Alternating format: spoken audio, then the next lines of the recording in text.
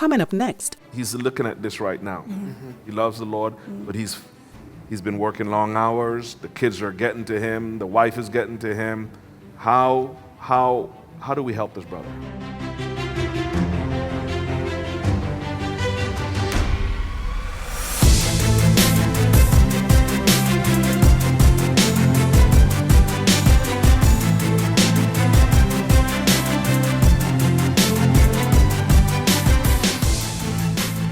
There's so much openness and there's so much unknown in this time, and the complexity of making decisions for the future is not really knowing how to plan because you don't know what resources or what will be available in the future.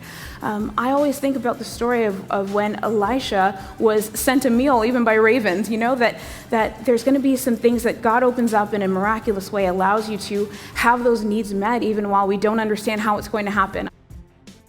But what I can do is kind of understand that God has the future in his hands. And we can plan things that we can control. There are two sections of things that people usually make decisions around, what they can control and what they cannot control. So in the things that you cannot control, understand that's to God. The things that you can control are learning a new language, learning how to make some new recipes, including some new activities and routines in your family. I think that could be some healthy ways to start. I think that in this time and in regards to our New Year's resolutions, I think it's really important that, firstly, that we really challenge our hopelessness.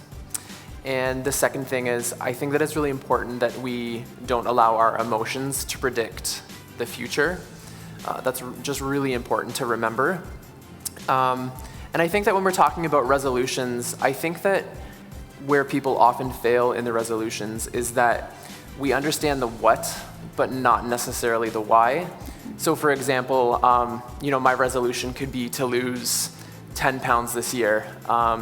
So that's the what, but really what is the reason behind that? Is the reason just to lose the 10 pounds or is the why to get healthy? So I think that's really important for people to not just have the what, but to have the why in place as well. A guy's stressed out right now. He's about to his lid is about to blow. But he's put a face. How can this guy, what he's looking at this right now. He loves the Lord, but he's been working long hours. The kids are getting to him. The wife is getting to him. How do we help this brother? So I think that what's really important is, often when we're stressed, we often are just so reactive. And we sometimes tend to lean into things that aren't necessarily so healthy. So, that could essentially be, I'm feeling really stressed. I'm just gonna go and endlessly scroll through my phone, right? Refresh that Instagram. But maybe that's not in line with your values. Maybe that's not something that you wanna keep doing, right?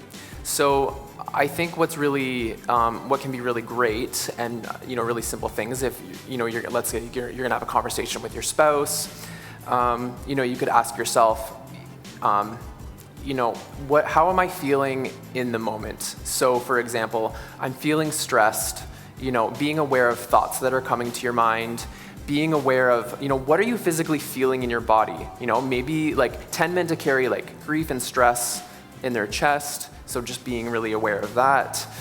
And then just kind of being able in that moment to obviously have conversation with someone. What about a woman?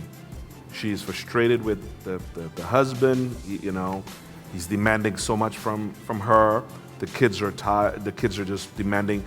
We know how powerful a woman is and the amount of work that is put on her.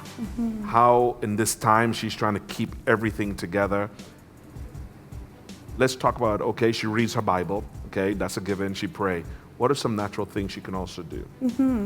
I think that's a great question. I think communication might be at the forefront very helpful or very efficient in managing this. I think when you have your time broken down and your routine broken down into parts of the day where you know this is where I'm going to be on, this is where I have tons of responsibility and lots to do for a lot of people, but actually managing a portion of the day where I know that I'll be able to carve out 5 minutes for myself. I know that I'll be able to set aside some time to step into a different room in the house and just have some moments by myself. And so I think that that's one of the ways that women can have a sense of empowerment around that, is really maybe determining before the day starts, how can the day be broken down into some chunks that I will be able to manage the needs of everyone else, but also see and tend to my own needs.